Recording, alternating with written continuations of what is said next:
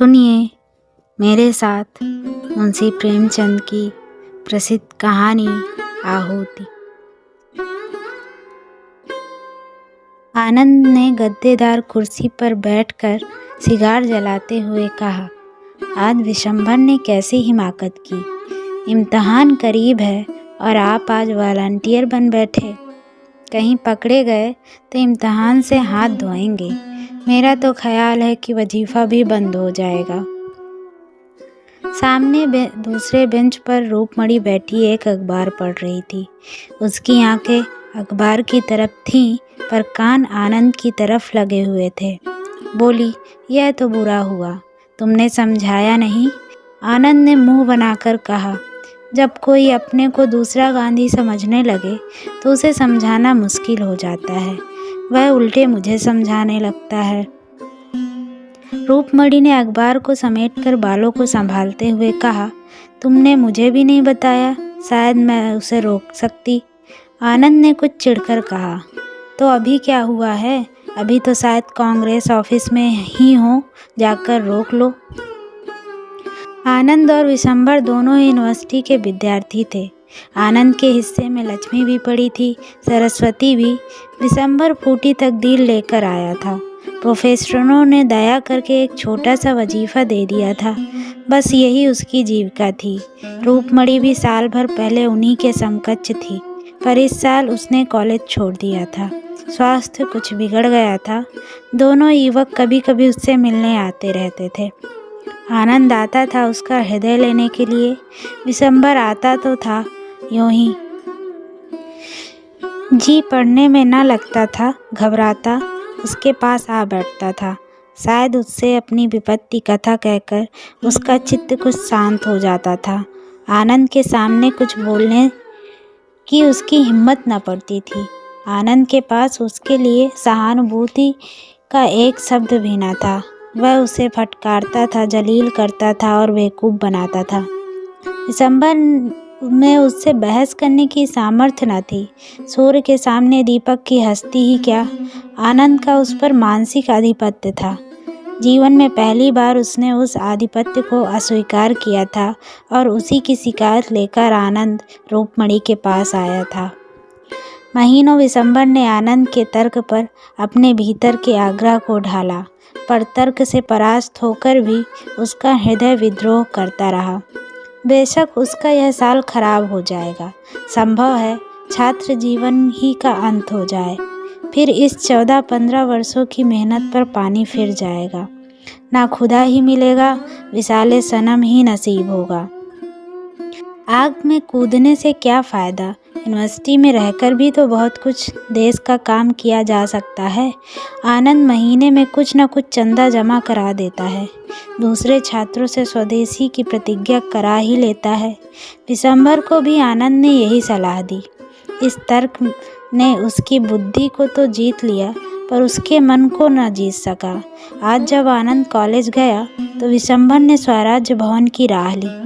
आनंद college से लौटा तो उसे अपने मेज पर विशंभर का पत्र मिला। लिखा था, प्रिय आनंद, मैं जानता हूँ कि मैं जो कुछ करने जा रहा हूँ वह मेरे लिए हितकर नहीं है, पर ना जाने कौन सी शक्ति मुझे खींचे लिए जा रही है। मैं जाना नहीं चाहता पर जाता हूँ, उसी तरह जैसे आदमी मरना नहीं चाहता पर मरता है, रोना नहीं चाहता पर रोता है। जब सभी लोग जिन पर हमारी भक्ति है ओखली में अपना सिर डाल चुके थे, तो मेरे लिए भी अब कोई दूसरा मार्ग नहीं है। मैं अब और अपनी आत्मा को धोखा नहीं दे सकता। यह इज्जत का सवाल है और इज्जत किसी तरह का समझौता नहीं कर सकती। तुम्हारा विशंभर। खत पढ़कर आनंद के जी में आया कि विशंभर को लौटा लाए, पर उसकी हिमाकत पर गुस्सा आया और उसी तैश में वह रूपमणी के पास जा पहुंचा। अगर रूपमणी उसकी खुशामद करके कहती, जाकर उसे लौटा लाओ, तो शायद वह चला जाता, पर उसका यह कहना कि मैं उसे रोक लेती उसके लिए असह्य था। उसके जवाब में रोष था, रुखाई थी और शायद कुछ हसद भी था। रूपमणि ने गर्व से उसकी ओर देखा और बोली, अच्छी बात है, मैं जाती हूँ। एक क्षण के बाद उसने डरते डरते पूछा, तुम क्यों नहीं चलते? फिर वही गलती, अगर रूपमणि उसकी खुशामद करके कहती तो आनंद जरूर उसके साथ चला जाता, पर उसके प्रश्न में पहले ही यह भाव छिपा था कि आनंद जाना नहीं चाहता। अभिमानी आनंद इस तरह नहीं जा सकता। उसने उदासीन भाव से कहा, मेरा जाना व्यर्थ है, तुम्हारी बातों का ज़्यादा असर होगा। मेरी मेज पर यह खत छोड़ गया था। जब वह आत्मा और कर्तव्य आदर्श की बड़ी बातें सोच रहा है और अपने को भी कोई ऊंचे दर्जे का आदमी समझ रहा है, तो मेरा उस पर कोई असर ना होगा। उसने जेब से पत्र निकालकर रूपमणि के सामने रख दिया। इन शब्दों में जो संकेत और व्यंग था, उसने एक क्षण तक रूपमणि को उसकी तरफ देखने ना दिया। आनंद के इस निर्दय प्रहार ने उसे आहत सा कर दिया था, पर एक को समझाकर ही क्षण में विद्रोह की एक चिंगारी सी उसके अंदर जा घुसी। उसने स्वच्छंद भाव से पत्र को लेकर पढ़ा सिर्फ आनंद के प्रहार का जवाब देने के लिए, पर पढ़ते पढ़ते उसका चेहरा तेज से कठोर हो गया, गर्दन तन गई, आंखों में उत्सर्ग की लाली आ गई। उसने मेज पर पत्र रखकर कहा, नहीं, अब मेरा जाना भी व्यर्थ है। आनंद ने अपनी विजय पर फूल कर कहा, मैंने तो तुमसे पहले ही कह दिया। इस वक्त उसके सिर पर भूत सवार है, उस पर किसी के समझाने का कोई असर ना होगा।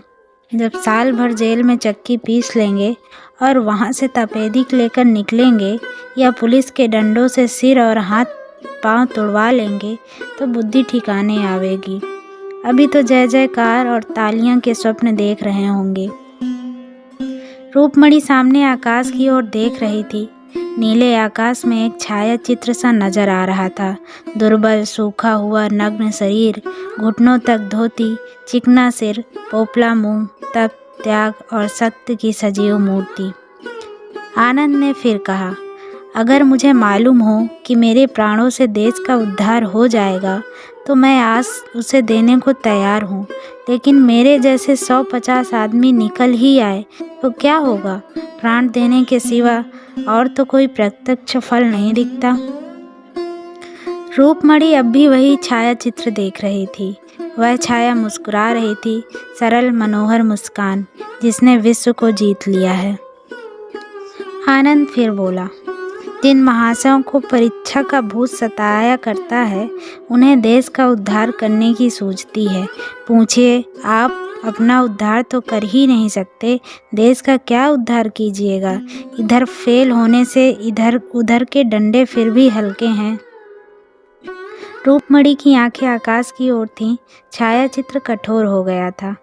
आनंद ने जैसे चौंक कर कहा, हाँ, आज बड़ी मज़ेदार फिल्म है, चलती हो? पहले शो में होकर आए।